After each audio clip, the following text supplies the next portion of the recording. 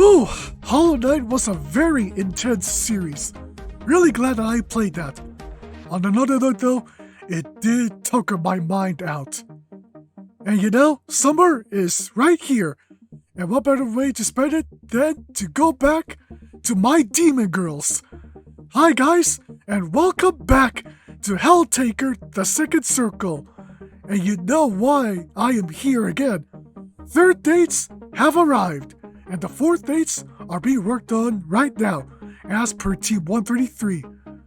And, you know, as I said, summer is here, so I have a feeling these third dates might focus a bit on, well, spending time at the beach, grilling outdoors, and who knows?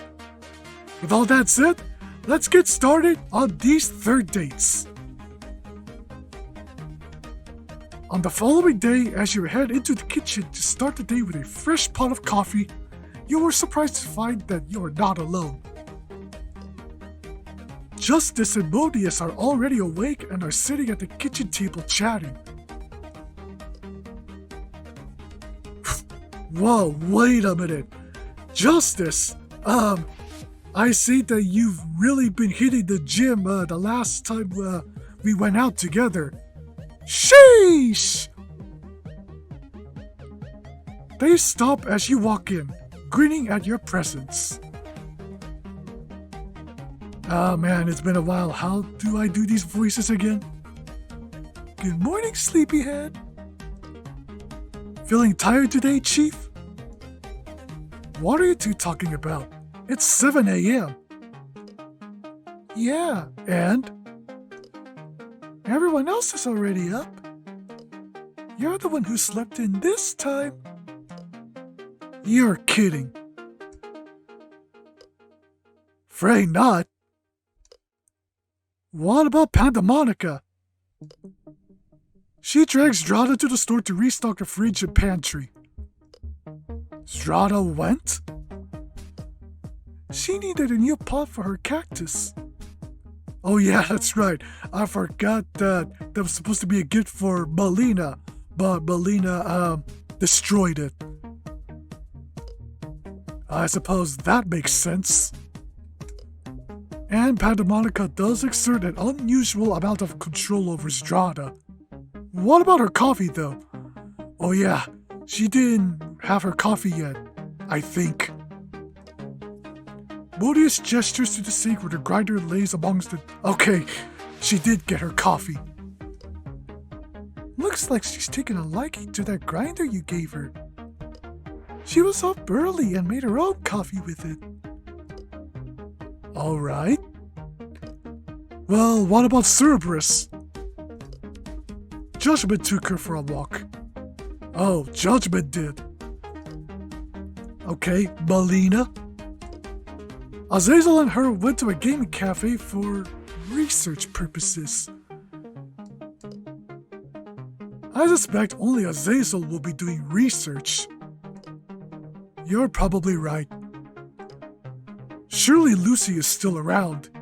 Oh yeah, didn't she stay back in the underworld to mourn and do some other stuff? Modius and Justice share a glance. Actually, we haven't seen her at all today. Yeah, I put my ear up to her door thinking I'd hear her snoring like usual, but nothing. She's just gone? The demons shrug. Don't know what to tell you, Chief. Alright. And what about you two? Where are you off to? Bookstore? Oh wait, Justice? Going to a bookstore? Not the gym? Okay, what about Modius? My sources tell me that they're getting a new shipment of books in Braille, so I thought I'd bring Justice along to see if anything struck her fancy. I see. Well, have fun. What'll you do, Taker? Oh, don't worry about me. I've got some plans to make. Plans? Like what? You'll see. You wink in their direction. Alright, Taker. what do you have up your sleeve for each of their third dates? Suddenly realizing what you mean, the demons blush. Oh! Now that's my guy! We should be going though. Hope the planning goes well. The demons bid farewell and head out the door, leaving you alone in the house for the first time in months. Left to your own devices, you can only hope that you're living up to Lucifer's expectations. Alright, here we go.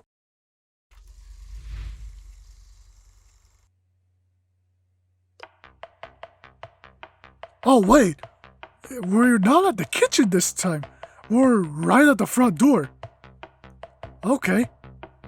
So, plan's the same. We go down the line. Well, except for Lucifer, who will always be last. So, as usual, Pandemonica, you're the first girl up.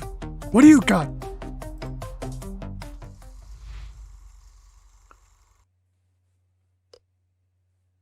You can't stop thinking about all that Pandemonica told you the other day.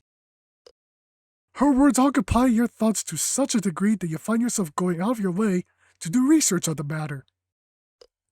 However, after exhausting the local library of all the resources regarding demonology, and earning more than a few concerned looks from the librarians there, oh yeah, that has to worry them. You turn to the only place depraved enough to have what you're looking for. The internet. Oh boy. Alas, even that proves to be unfruitful. You're kidding me! I thought the internet's supposed to have everything! Unsurprisingly, there isn't much in the way of academic papers around the study of actual flesh and brimstone demons. Certainly you could turn to Lucy or one of the others living under your roof for some insight, but you're hesitant to air Pandemonica's personal issues out for all to hear. So instead, you seek out the only other person you can think of who, driven by obsessive curiosity, would know just as much about other demons as the very denizens of hell itself. Is it good old Beelzebub? Oh, never mind, the only angel living in my house. Fortunately, you managed to find her alone in the garden, crouched over the azaleas with her notepad clutched tightly in one hand and a plucked flower in the other. Wait a second, is this where you're living, Azazel? I thought you had a room in the house. Ahem. You come upon her just as she is about to lick one of the petals. Oh! Hello, Mr. Taker. Hey. What, are you doing there? Oh, this? Just a bit of research. I see. Can I help you with something? Actually, yes. There's something I'd like to ask you about. If you have a minute, of course. It's something personal. Personal? Not about me. It's about Pandemonica, actually. Oh dear. Why do you have to look like that? She hasn't found my backup research file, has she? I don't think she would have the energy to do that. What? No! Wait, what backup research file? What? Never mind. It's best if I don't know. Yeah, let's just leave it at that. No, what I wanted to talk to you about is regarding demonology. You see, Pandemonica told me something the other day, and I'm not sure what to do with the information. I tried digging into it on my own in the hopes of understanding the situation better, but I couldn't get very far. Aha! So naturally, you came to me, the leading demonology expert in the universe. Why, I'm flattered, Mr. Taker. Though I must admit, it's rather presumptuous of you to assume that an esteemed academic such as myself isn't too busy to help you. As you know, I am rather swamped with work on my thesis. Oh. Well, I don't mean to put too much on your plate. If you're too busy, I can find someone else to help. Wait! No! Ahem. I mean, well, I would normally be too busy for such a request. You just happen to have caught me right as I am about to take my lunch break. So, why don't you whip us a couple of sandwiches, and I'll listen to your conundrum, eh? Fine, give me a minute. You pop at the house and return a moment later with a couple of thrown-together ham and cheese sandwiches. After handing one plate to Azazel, you sit down on the grass next to her. In between your bites of your lunch, you launch a thorough explanation detailing the time you spent with Pandemonica thus far and everything she revealed to you on your last date. Aside from asking a few clarifying questions here and there, Azazel is shockingly silent up until your tale has come to an end.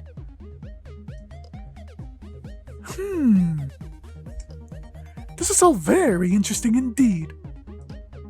I have a few theories, but before I get into that, what exactly are you hoping to gain from this taker? Answers, I suppose. And what will you do with those answers? Well, I just want to help. Maybe it isn't my place to interfere, but I also know that I can't just sit by and watch her suffer. That's really admirable of you, Mr. Taker.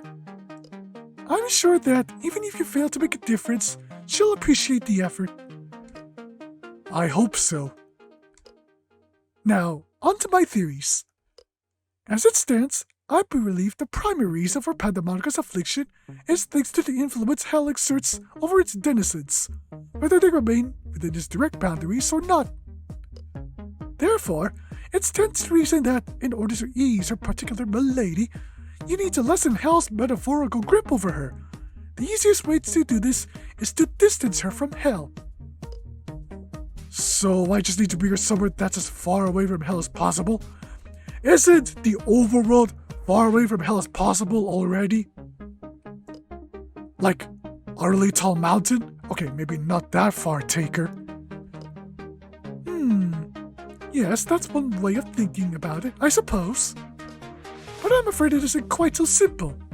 Sure, putting physical distance is one way of alleviating her plight, but is that really sustainable? I think what you really should focus on is either aesthetic or emotional distance. Either you can make her immediate surroundings the very antithesis of hell, or you can replace the lingering feelings of her time in hell with something totally different. In doing so, you may be able to make the voices stop. The antithesis of hell. How am I supposed to accomplish something like that? I realize this is all far easier said than done, but fear not, I have a couple of ideas that can help you. Based on what you've told me and my knowledge of hell itself, I think you have two avenues with which you can pursue. Firstly, bring her somewhere that is opposed to the dark and drab image of hell. That, I believe, is much of why her malady subsided on your walk the other day. The beautiful scenery and the cold brought her away from hell's clutches, giving her peace. Okay. And the second option? That one is a little more tricky. But also, it's likely to prove more effective. Okay, what is it? If you can elicit feelings of joy, contentment, affection, and even love, it is likely you'll be able to permanently ease her disquiet. But it is difficult to say if this will succeed, since it hinges on her reciprocating those feelings. I see. Thank you, Azazel. You've given me a lot to think about. Anytime, Mr. Taker. If there's anything else I can do, just let me know. Actually, there is one more thing I think you could do for me. Of course! What is it? You've got a bathing suit, right? Oh? Taker? Yeah? Good. Pack up your suit, a towel, and a couple of umbrellas and meet me by the car in half an hour. Wait, This is supposed to be Pandemonica's day, not Azazel's yet, Taker. What are you planning, Mr. Taker? You'll see. Also, find Pandemonica for me and get her to pack up her things as well. We're gonna take a little trip. With that, you leave Azazel to go into their house and track down Judgment. With her help, you wrangle Cerberus into the kitchen so that the three of you can begin preparing a basket of sandwiches, snacks, and wine. There you gather your own bathing suit and a couple of beach-related activity items before loading everything up in the car. True to her word, Azazel meets you out there with a very groggy Pandemonica in tow.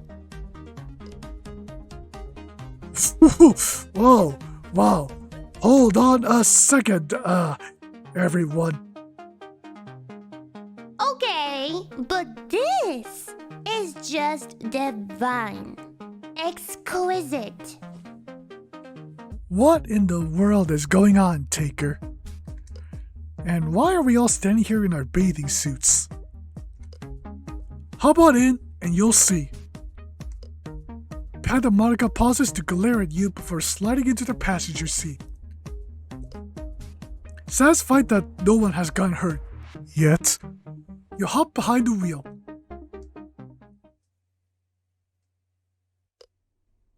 Oh wow, look at that! We're actually got some form of driving animation. And Pandemonica, that's actually cute of you. The car rumbles to life and you set off. For the first leg of your long journey, Cerberus and Judgment war over territory in the backseat, while Azazel regales you with all sorts of obtuse facts about all of the scenery you passed by. Pandemonica is, unsurprisingly, silent as she stares out the window. You cannot tell if she is grumpy, skeptical, or both. Eventually, the skirmishes in the backseat come to an end, and even Azazel falls into silence as you draw nearer to your destination. Oh, already we are at the beach. Okay. At last, after nearly an hour of driving, you pull off the main road into a narrow side street which brings you closer to the smell of salt air. Soon you are able to hear the sound of crashing waves and decide then that it is a good time to park. Yeah, actually, this is a very good view. Alright everyone, you've still got a bit of a walk to go, so grab what you can. I promise you won't want to make a return trip. Where in the world have you brought us, Taker? Pandemonica, do you mind grabbing the picnic basket for me? I've got my hands a bit full with the towels. And also, you can see, right, woman? Don't dodge the question like that, mortal. Surely you don't think that I am foolish enough to fall for that. Hey, answer me, Taker. Taker, don't you walk away from me. Nice. You grab what you can and hurry out of the car. Then, with everyone following close behind you, you lead the way onto a trek through a sparse grove of trees and past a wall of high boulders until your feet sink into the sand. Oh, wow, okay. Here we are. Wow! Oh man, it's been a while since I did these voices, so excuse me if I look like or sound like I've lost my touch, everyone. Upon seeing setting their sights on the beach, Cerberus drops everything they are holding, tosses off their sandals, and charges forth into the water. Wait for me! Hey, don't just drop everything and run off! Hey! Grumbling, Judgment manages to gather up everything Cerberus dropped and lug it the rest of the way. This is... Do you like it? It's... Pandemonica turns to you and meets your gaze. At once she seems to understand what it is you're really asking. Quiet. I really appreciate this, Taker. but... Listen, if they come back, then so be it. There isn't much we can do about that. But for now, try to put all of that in the back of your mind and just enjoy yourself. You reach into the basket hanging off Pandemonica's forearm and pull out the thermos. Here, I pack you some coffee. Now go relax, okay? ...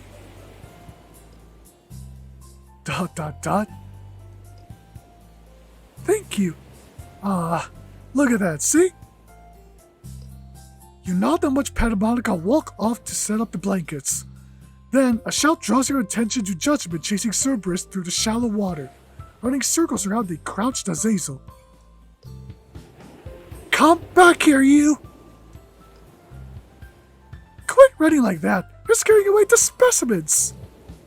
I really hope you're talking about, the sea life and not, actually, I don't think there's any other humans here. It's just us. I hope. Judgment is just about to toss her chains out at the mischievous trio when you whistle for her attention. As she turns to you, you withdraw a disc from the bag on your shoulder and toss it to her. She catches it out of the air and returns a thankful wave. Oh, a good old fetch for Cerberus. With one fluid motion, Judgment hurls the disc down the beach. Cerberus pauses only a moment to watch it go, then practically tramples over herself to pursue it. Oh, there we go. You, meanwhile, go to help Pandemonica unpack everything. I've never been to a beach before.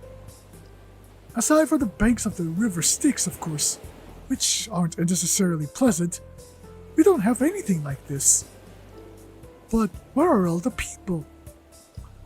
Are your beaches always so bare? No, they aren't. Well, I mean, they're probably still at work. Maybe. I'm pretty sure it is summertime, though. Technically speaking, this isn't really a public beach. It belongs to some heiress and her boyfriend. Their house is a little ways inland. So, connections. But they almost never come down here. Supposedly, he really doesn't like the sand for whatever reason. Wait, are we talking about Anakin and Padme? I don't like sand. Anyway, I used to sneak down here when I was younger to get a little bit of beach time to myself. I see. It's peaceful with the added flair of potentially being caught. I like it. You've done well, Taker. So, what do humans tend to do in a place like this? I'm glad you asked. With a grin, you pull off your shirt and toss off your sandals. Oh boy, there's your fan service, Pandemonica. Then you beckon Pandemonica to follow you as you jog down to the water. Though hesitant at first, the demoness follows you. For a while, you are content to stand where it's shallow and watch the waves crash against your ankles. But soon you take Pandemonica's hand and bring her further into the surf. From the look on her face, you gather that she's not a terribly experienced swimmer. So rather than bring her deep enough that the waves could sweep her away, you settle for sticking to where the water is only as high as your waist. This is surprisingly pleasant. Do you know how to swim, Taker? I do. Could you show me? Sure. Here, let me show you how to flow on your back first. Just as you reach out to bring Pandemonica closer to you, something lands on the water between you. A familiar disc-shaped object. Oh no. Please don't. Is that... I think so. Look out, guys! Before you can react, Cerberus plows into the both of you at top speed, knocking you into the water. Somehow, you manage to snag Pandemonica under the water and drag her to the surface cradled in your arms.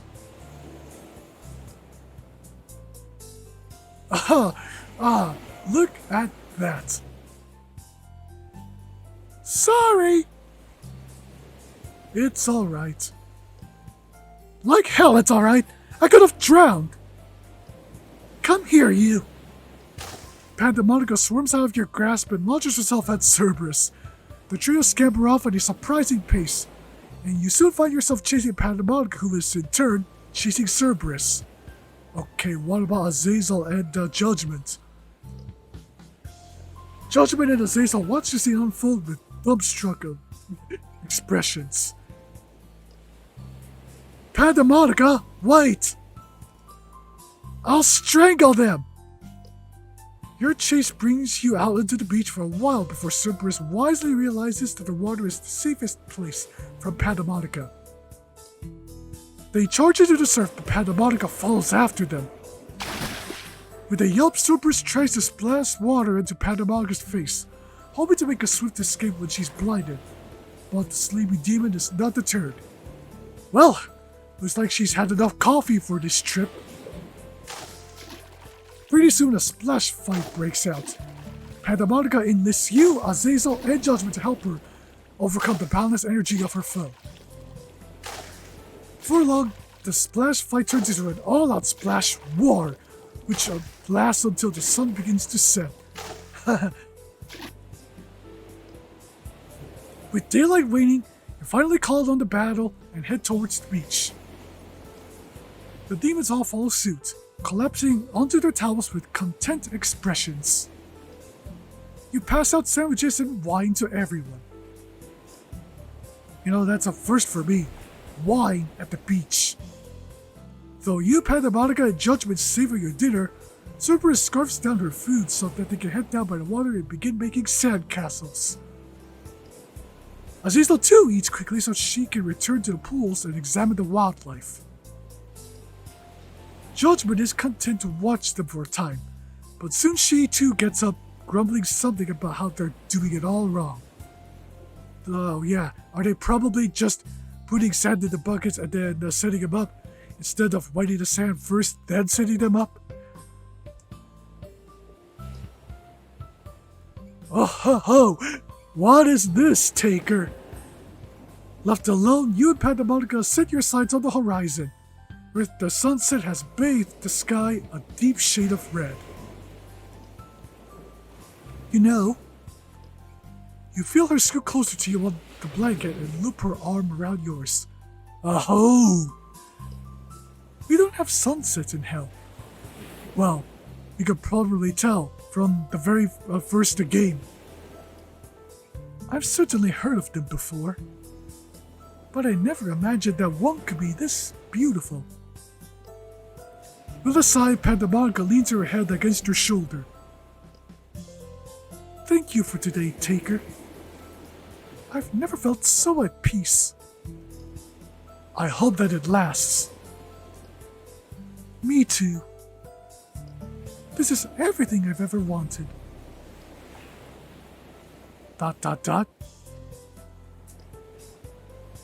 I never asked to be what I am, to bear the curses that rest on my shoulders. None of us did. But we make the best with what we've been given. I just wish I could stay here forever. With you. Oh, oh yes! As do I, Pandemonica. You look out over the beach. Judgment and Cerberus are working hard to build the most impressive sandcastle. Judgment is winning by a long shot, perhaps because Cerberus has chosen to build hers atop Azazel. The angel squirms too much to provide a solid foundation. Then after a while, high tide sweeps in and Cerberus' moat is flooded, knocking her sandcastle over. As she begins to pout, lamenting her loss, you realize that it'll be time to head home before long. The thought of leaving this place is a bittersweet one. You aren't certain what will happen from here on out, but at least you'll have the memories you've made here to look back on. Pandemonica looks up at you, seeming to realize that your time here is coming to an end. You meet her gaze, wishing you could read exactly what it is that's on her mind. Is it hope? Contentment? Melancholy? We must depart, mustn't we? I'm afraid so. Pandemonica nods and you whistle for Cerberus, Azazel, and Judgment to come help pack everything up. Oh man, Cerberus is exhausted, so is Azazel. And Judgment, well, I don't think there's any way she could be Azazel. Why did I mess that sentence up? Groggily, they stumble back up the beach. As you gather your things, you keep an eye on Pandemonica, hoping to glean something from her expression. Though she avoids looking at you directly, you do manage to catch her eye just before you leave, only to be met with a sorrowful smile. Thinking that this means you failed in your endeavor to relieve her of Hell's influence, you hang your head on the way to the car. Well, we tried. We made progress on that though. I think. I hope. Behind the wheel once again, you urge the car to life. Pandemonica sits in the passenger seat next to you, a look of concern etched onto her brow. You drive home in silence save for the soft sound of Cerberus snoring in the back seat. Once you arrive, everyone flies out of the car, drops their things in the living room, and heads off to bed with muttered goodnights. Good night, mortal. Night! Pandemonica lingers behind only a while longer, seemingly unable to articulate exactly what is on her mind.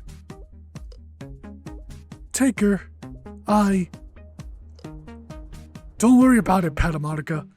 At least we had today. But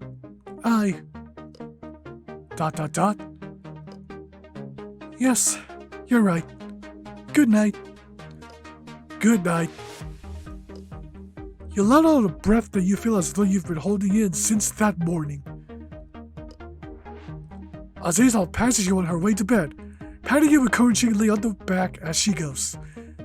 Yeah, thanks, Azazel. Maybe we can try something else another time? Yeah, maybe.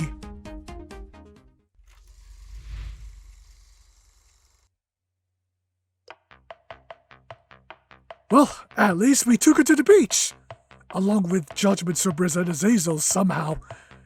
But, woo! I didn't expect fan service already in the first of the third dates. And, man, it was just, woo, that. So, that was Pandemonica's third date. And up next is Modius.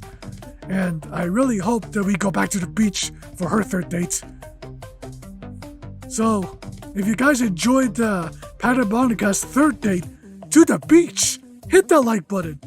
And consider subscribing if you want to see more content from me. Oh man, it feels good to be back in this game. With all that said, I'll see you around soon.